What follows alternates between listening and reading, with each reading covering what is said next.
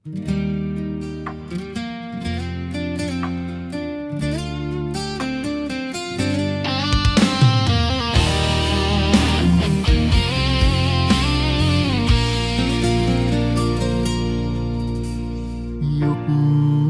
ថ្មើរនេះអូនគេងឬ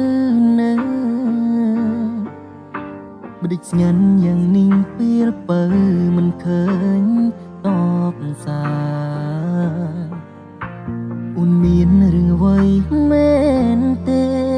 បងនៅឆ្ងាយបារម្ភជីវ៉ាក៏ទៅច្រើនលើកច្រើនសារក៏គ្មានអ្នកឆ្លើយថលមកវិញលឺសំឡេងប្រុង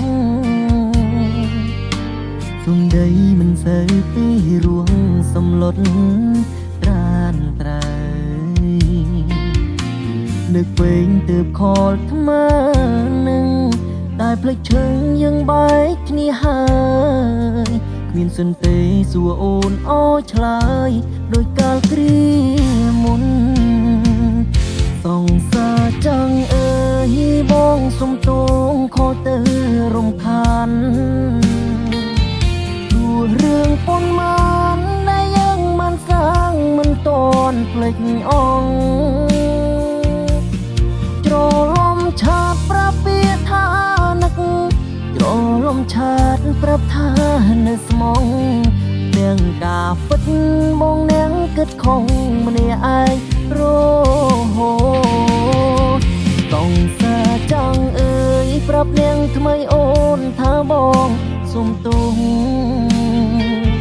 កុំហងលើកនេះបងតែជ្រុលជ្រួងទៅលើជីវ៉ាបងសារភាពថាបងស្រវឹងក៏សារភាពថាបងញ៉ាំស្រាតែពេលនេះចង់ប្រាំអូនថាបងនឹកអូនណាស់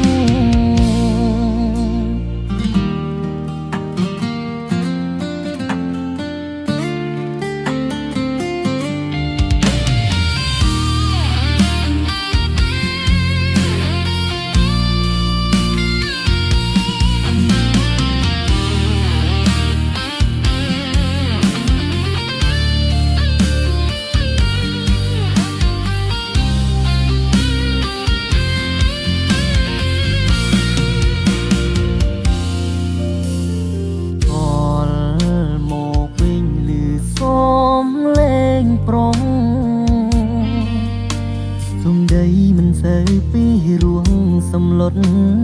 ត្រានត្រៃ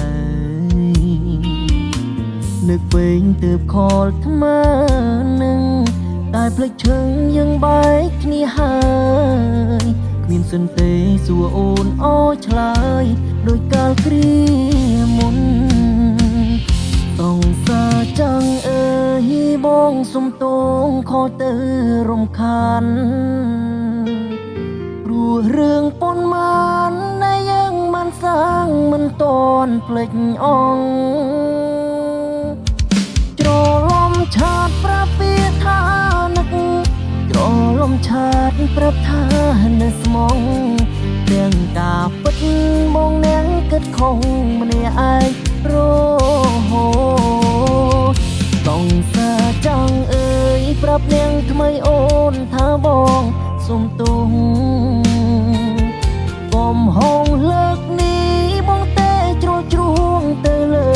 ជីវ៉ាបងសារភាពថាបងស្រវឹងក៏សារភាពថាបងញ៉ាំស្រាតែពេលនេះចង់ប្រាំអូនថាបងនឹកអូនណា